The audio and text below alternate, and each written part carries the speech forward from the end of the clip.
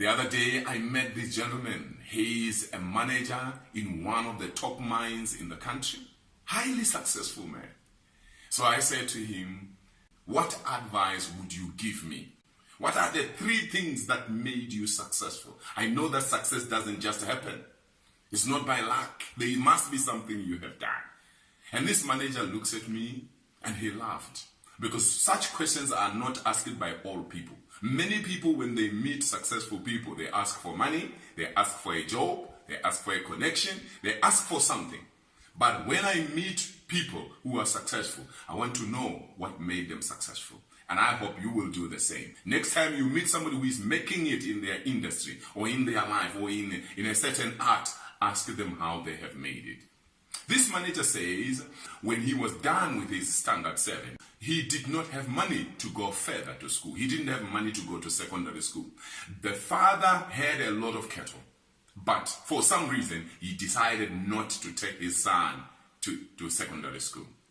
So, this manager says, as a small boy, he started looking for piece jobs. He did a bit of manual labor in Botswana, and after some time, he decided to cross over to South Africa. He's a small boy. I don't know where he got the guts. He crossed over to South Africa. He was doing some piece jobs there. Then from there, he decided to come back to Botswana. He came back to Botswana. He joined the police. And he was working with the police. And then, bit by bit, he started rising through the ranks. He took himself to night school.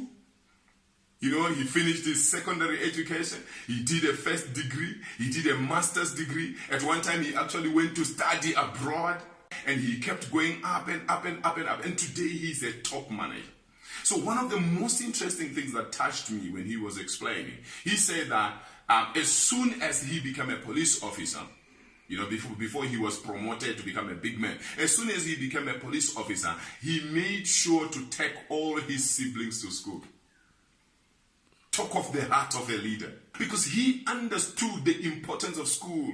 If it was somebody he was going to say, I suffered. Nobody paid for me to go to secondary school. I had to go through manual labor. I had to cross the border to South Africa. I had to go to evening school. I was learning with old people for me to get my own education. So my siblings, you must get your own education. But that's not what he did. He made it easier for his brothers and sisters so that they went through school in a normal way. He decided now to become like a father figure to his siblings. It's amazing.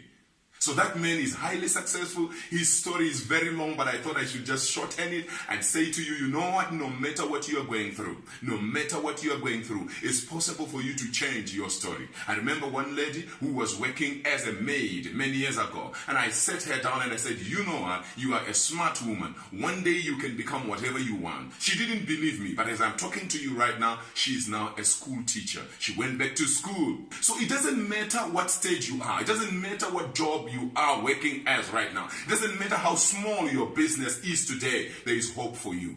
I worked with another young man the time when we were running a pest control company many years ago, and he was spraying cockroaches. And I looked at him. He loved God. He was a smart guy. You speak with him, you can see that there is treasure in this man. So I encouraged him. I said, you know what? Your life will not end by spraying cockroaches. You can do greater things. I encourage you to go back to school. The guy went back to school. He went to Bible school. As I speak right now, the man is a pastor.